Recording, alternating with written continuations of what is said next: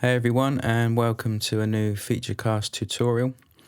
I thought this time we would look at sidechaining again, but a more sort of advanced technique of using it, I guess. In my other tutorial, we looked at sidechaining and how it would duck out the volume and make room for your kick or your snare. But this time we're going to look at ducking out certain sections of the frequency. This is particularly good if you're working with looped samples, or if you want to do like a disco edit or a funk edit of a track and you want to layer drums underneath and make them sound really fat. So if I just play the disco loop that I've uploaded and what we're going to work with first.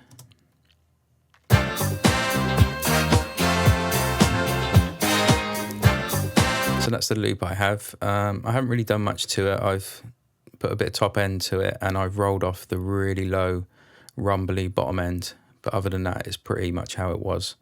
And what I want to do is add kick to it and a snare. And this is the kick I want to add, which is a pretty standard kind of disco-y kick. Now, if I just played those both together, you'd get stacks of volume layering on top of each other. You'd get frequencies layering on top of each other, and it would just sound quite nasty and muddy down the bottom end.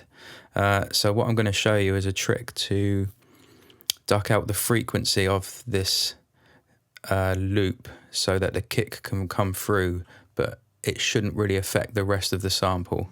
So I'll show you. This will make sense in a minute, hopefully. So first thing we need to do is find out where the peak of the kick is hitting. And I do this by using Span, which is a really great plugin, and it's free actually, from Voxingo. You can go onto their website and just download this. And if you play the kick, I always have this on my master output channel, this plugin. If I play the kick, you can see it's peaking there, which is generally the frequency and the key of the kick. And if you see, when you put the cursor there, it tells you the frequency of it.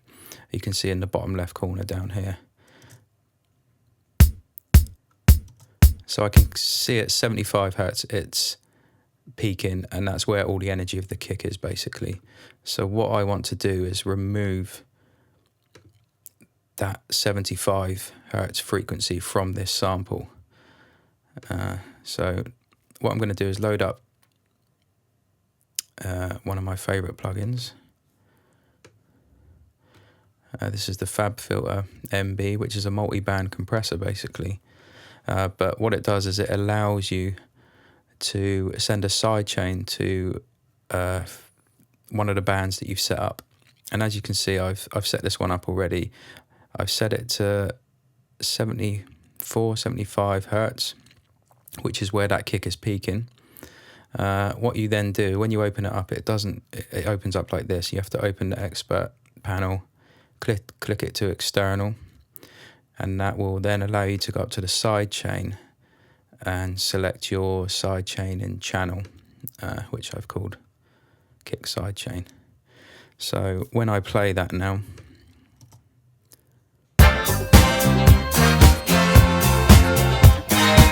see every time the kick hits, it's ducking out the frequency of where the kick is really peaking, where all the energy is, but it's leaving the rest of the sample intact and it's not really affecting it, which keeps the feel of the sample and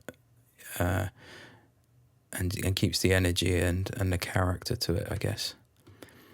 And then it's obviously about tailoring it to taste. Obviously I have a fast attack because you want it to react quickly, and then I guess it's more about how you want the release. If you want it to release back slowly, or if you want a more kind of instant jump in volume. A slower release will sound more natural. A faster one will sound a bit kind of, it would make it more noticeable, I guess. But again, it's about how it works with the sample that you're using and how you feel works best. And quite a high ratio, as I said with the other tutorial on sidechaining.